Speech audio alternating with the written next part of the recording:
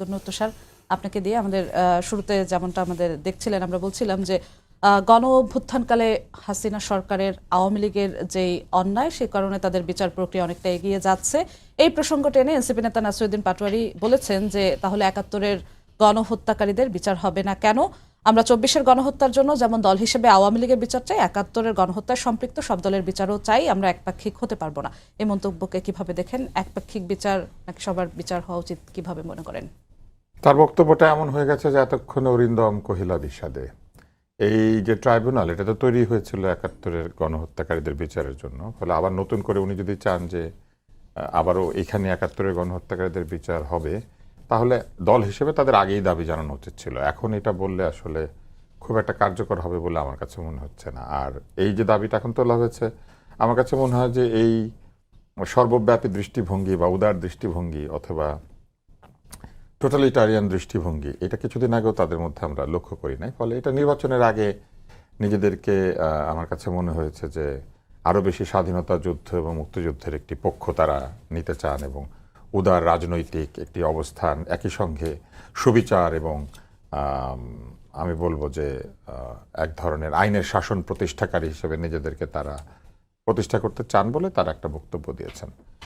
এটা আসলে এই দাবি যদি তারা অব্যাহত রাখতে পারেন ভবিষ্যতে, তাহলে আমি মনে করব যে এটা আসলেই তাদের রাজনৈতিক স্ট্যান্ড। কিন্তু আমরা দেখেছি তারা তো মবের বিরুদ্ধে কথা বলেন নাই।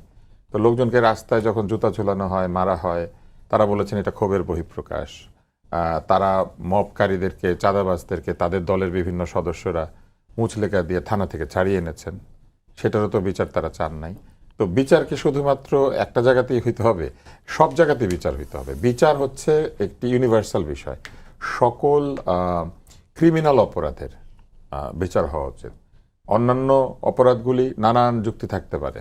ধরেন ভাইয়ে ভাইয়ে ঝগড়া, জমি নিয়ে বিবাদ হচ্ছে, কিংবা ধরেন স্বামী স্ত্রীর ঝগড়া, কিংবা ধরেন দুই কলিগের মধ্যে ঝগড়া, সেটা এক ধরনের বিচার আচার, যেগুলো অনেক সময় সোশ্যাল বিচার হয়ে থাকে, যেগুলো অনেক সময় এক ধরনের আপোষ মীমাংসা হয়।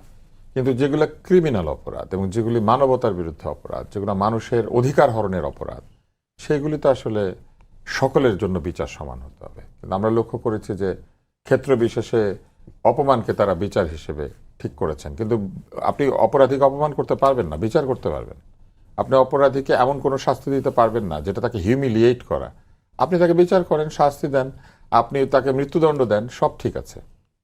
কিন্তু আপনি তাকে এমন আচরণ করতে পারবেন না যে অপরাধ মানুষ হিসেবে তার মর্যাদাকে ক্ষতিগ্রস্ত করে। ফলে তখন তো আমরা তাদের মুখে এসব কথা শুনি না। এখন যে শুনতে পাচ্ছি, আমি এটাকে অভিনন্দন জানাবো। ওই যে এতক্ষণে অরিন্দম কহিলা বিষাদে, মানে বোধোদয় হয়েছে, কিন্তু আমার মনে হয় দেরি হয়ে গেছে।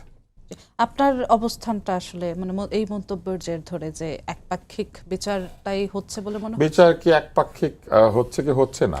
যখন ট্রাইব্যুনালটা গঠিত হলো, যখন বিচারক নিয়োগ করা হলো, যখন প্রসিকিউটর নিয়োগ করা হলো, তখন কি তারা কোনো মন্তব্য করেছিলেন? এই বিচারের পুরো প্রক্রিয়া চলাকালীন সময় কি তারা কিছু বলেছেন?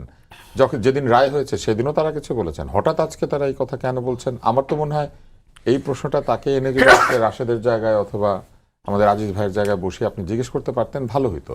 কেননা হঠাৎ তারা এই জায়গাতে গিয়েছেন, নিশ্চয়ই কারণ আছে। কিন্তু আমার বিশ্লেষণ বলে যে এটা রাজনৈতিক কারণ। এটা আসলে তারা আদৌ এটা মিন করেন কিনা, এটা তাদেরকে প্রমাণ করতে হবে ভবিষ্যতে তাদের কর্মকাণ্ডের ভেতর দিয়ে।